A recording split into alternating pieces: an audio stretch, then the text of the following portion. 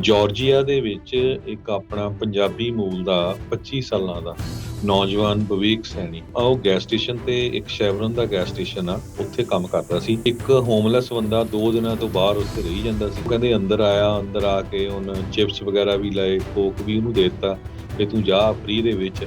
ਪਰ ਉਸਨੇ ਹੈਮਰ ਦੇ ਨਾਲ ਉਹਦੇ ਸਿਰ ਦੇ ਵਿੱਚ ਜਿਹੜਾ ਹੈਮਰ ਮਾਰ ਕੇ 50 ਵਾਰੀ ਉਹਨੂੰ ਹੈਮਰ ਮਾਰਿਆ ਤੇ ਖੂਨ ਦੇ ਨਾਲ ਉੱਥੇ ਹੀ ਮਾਰ ਦਿੱਤਾ। ਤੇ ਅਨਫੋਰਚੂਨੇਟ ਪਾਰਟ ਇਹ ਆ ਵੀ ਉੱਥੇ ਇੱਕ ਹੋਰ ਵੀ ਜਿਹੜਾ ਕਲਰਕ ਕੰਮ ਕਰਦਾ ਸੀ ਰਾਤ ਨੂੰ, ਉਹ ਵੀ ਉਸ ਨੂੰ ਛਡਾਣ ਨਹੀਂ ਆਇਆ।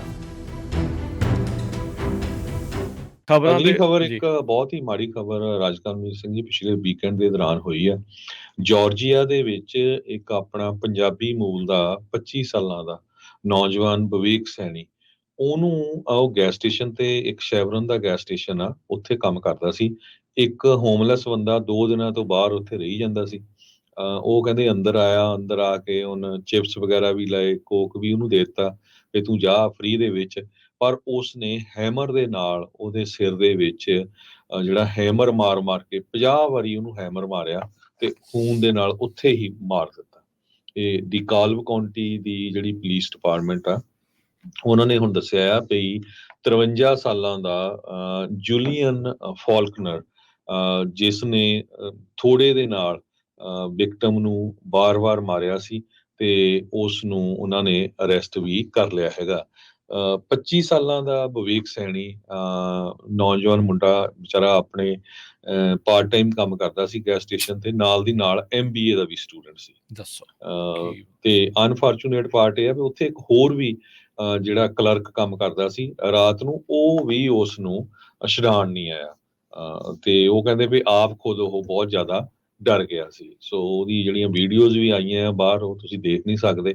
ਅਮਰੀਕਾ ਦੇ ਵਿੱਚ ਅੱਜ ਦੀ ਡੇਟ 'ਚ ਜਿਹੜੇ ਛੋਟੇ ਬਿਜ਼ਨੈਸਸ ਆ, ਖਾਸ ਕਰਕੇ liquor store, gas station, grocery store, ਇਹਨਾਂ ਦੇ ਉੱਤੇ ਕੰਮ ਕਰਨਾ ਬਹੁਤ ਜ਼ਿਆਦਾ ਜਿਹੜਾ ਰਿਸਕੀ ਬਣਿਆ ਹੋਇਆ ਆ। ਤੇ ਇੱਥੇ ਦੀ ਜਿਹੜੀ ਸਰਕਾਰ ਆ, ਜਿਹੜੇ ਲਾ ਤੁਹਾਨੂੰ ਤੁਸੀਂ ਦੇਖੇ ਹੀ ਆ ਵੀ ਪਿਛਲੀ ਵਾਰੀ ਕਿੱਦਾਂ ਦੇ ਜਿਹੜੇ ਬਣੇ ਹੋ ਆ ਪ੍ਰੋਪੋਜੀਸ਼ਨ।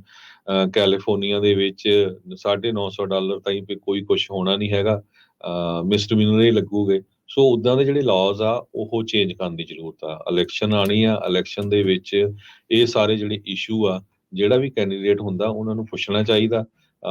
ਸੋ ਆਪਾਂ ਬਹੁਤ ਵਾਰ ਬਲੇਮ ਕਰਨਾ ਸ਼ੁਰੂ ਕਰ ਦਿੰਦੇ ਹੈਗੇ ਆ ਪੁਲਿਸ ਨੂੰ ਵੀ, ਪਰ ਪੁਲਿਸ ਵੀ ਉੱਥੇ ਕੀ ਕਰੇ ਜਦੋਂ ਤੁਹਾਡੇ ਲਾਏ ਉਦਾਂ ਦੇ ਬਣੇ ਹੋ ਹੈਗੇ ਆ। ਜੇ ਉਹਨੇ ਅਰੈਸਟ ਵੀ ਕਰ ਲਿਆ, ਜੇ ਉਹ ਚਾਰਜ ਨਹੀਂ ਹੋਣਾ ਤੇ ਕੀ ਕਰ ਸਕਦੇ ਹੈਗੇ ਆ। ਜੀ ਇਦਾਂ ਦਾ ਸੋ ਹੀ ਸੇਮ ਰੂਲ ਉਦਾਂ ਟੈਕਸਸ 'ਚ ਵੀ ਉੱਥੇ 2000 ਤੋਂ ਉੱਤੇ ਦੀ ਚੋਰੀ ਨੂੰ ਚੋਰੀ ਮੰਨਦੇ ਆ, ਇੱਥੇ 950 ਆ। ਪਰ ਫਿਰ ਵੀ ਉੱਥੇ ਬੈਟਰ ਕੰਟਰੋਲ ਆ ਇਹ ਸਾਰੀਆਂ ਚੀਜ਼ਾਂ ਦੇ ਨਾਲੋਂ। ਪਰ ਇਹ ਬਹੁਤ ਮੰਦਭਾਗੀ ਘਟਨਾ ਜਿਹੜੀ ਜਾਰਜੀਆ ਦੇ ਵਿੱਚ ਵਾਪਰੀ ਆ। 25 ਸਾਲਾ ਵਿਵੇਕ ਸੈਣੀ ਥੌੜੇ ਮਾਰ ਕੇ ਇੱਕ ਹੋਮਲੈਸ ਬੰਦੇ ਦੇ ਦੁਆਰਾ ਸ਼ੈਵਰਨ ਫੂਡ ਮਾਰਟ ਦੇ ਉੱਤੇ ਉਸਦਾ ਜਿਹੜਾ ਕਤਲ ਆ ਉਹ ਕਰ ਦਿੱਤਾ ਗਿਆ। ਕਹਿੰਦੇ ਪਿਛਲੇ 2 ਦਿਨ ਹੋ ਗਏ ਸੀ ਉਹਦੀ ਮਦਦ ਕਰ ਰਹੇ ਸੀ, ਕਦੀ ਉਹਨੂੰ ਚਿਪ ਵੀ ਦਿੱਤੀ, ਪਾਣੀ ਵੀ ਦਿੱਤਾ, ਬਲੈਂਕਟ ਵੀ ਮੰਗ ਰਿਹਾ ਸੀ। ਕਹਿੰਦਾ ਵੀ ਬਲੈਂਕਟ ਨਹੀਂ ਹੈਗਾ ਪਰ ਜੈਕਟ ਵੀ ਉਹਨਾਂ ਨੇ ਦੇ ਦਿੱਤੀ ਸੀ।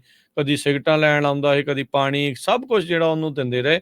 ਪਰ ਫਿਰ ਵੀ ਇਹ ਸਾਰਾ ਕੁਛ ਵਾਪਰਿਆ। ਯਾਦ ਹੋਣਾ ਹਰਜੋਤ ਸਿੰਘ ਜੀ, ਇੱਥੇ ਕੁਛ ਮਹੀਨੇ ਪਹਿਲਾਂ ਇੱਕ ਏਦਾਂ ਹੀ ਗੈਸ ਸਟੇਸ਼ਨ ਦੇ ਫੂਡ ਮਾਰਟ ਦੇ ਉੱਤੇ ਫਰੈਜ਼ਨੋ ਦੇ ਵਿੱਚ ਵੀ ਚਾਕੂ ਮਾਰ ਕੇ ਇੱਕ ਮੁੰਡੇ ਨੂੰ ਜਿਹੜਾ ਆ ਉਹ ਬੁਰੀ ਤਰ੍ਹਾਂ ਜਿਹੜਾ ਉੱਥੇ ਉਹਨੇ ਜ਼ਖਮੀ ਕਰ ਦਿੱਤਾ ਸੀਗਾ। ਸੋ ਇਹ ਉਹ ਵੀ ਹੋਮਲੈਸ ਹੀ ਸੀਗਾ ਬੰਦਾ, ਜਿਹਦੇ ਕੋਲ ਚਾਕੂ ਸੀਗਾ, ਜਿਸਨੇ ਉੱਦਾਂ ਦੇ ਉਹ ਹਮਲੇ ਉਸ ਟਾਈਮ ਦੇ ਉੱਤੇ ਕੀਤੇ ਸੀ। ਇਹ ਪਹਿਲੀ ਵਾਰ ਨਹੀਂ, ਇਹ ਅਖੀਰਲੀ ਵਾਰ ਨਹੀਂ। ਪਰ ਇੱਦਾਂ ਦੀਆਂ ਚੀਜ਼ਾਂ ਕਿੱਦਾਂ ਰੁਕੇ, ਇਹ ਇੱਕ ਹੁਣ ਵੱਡੀ ਜਿਹੜੀ ਇੱਕ ਚਿੰਤਾ ਹੈ ਉਹ ਬਣੀ ਪਈ ਆ। ਇਹ ਕੈਲੀਫੋਰਨੀਆ ਦੀ ਨਹੀਂ ਹੈ, ਜਾਰਜੀਆ ਦੀ ਜਿਹੜੀ ਉਹ ਖਬਰ ਆ। ਸੋ ਉਹ ਉੱਥੇ ਉਹ ਤਾਂ ਉਹ ਵਾਲੀ ਉੱਥੇ ਕਾਫੀ ਜਿਹੜੀ ਰੈੱਡ ਸਟੇਟ ਕਾਈਂਡ ਆਫ ਮੰਨੀ ਜਾਂਦੀ ਆ। ਪਰ ਫਿਰ ਵੀ ਜਿਹੜਾ ਕ੍ਰਾਈਮ ਆ ਨਾ ਉਹ ਵਹਿੰਦਾ ਨਹੀਂ ਆ ਵੀ ਲਾਲ ਆ ਕਿ ਤੁਸੀਂ ਨੀਲੇ ਆ, ਉਹ ਥਾਂ ਦੇ ਉੱਤੇ ਜਿਹੜਾ ਉਹ ਪਹੁੰਚ ਹੀ ਜਾਂਦਾ।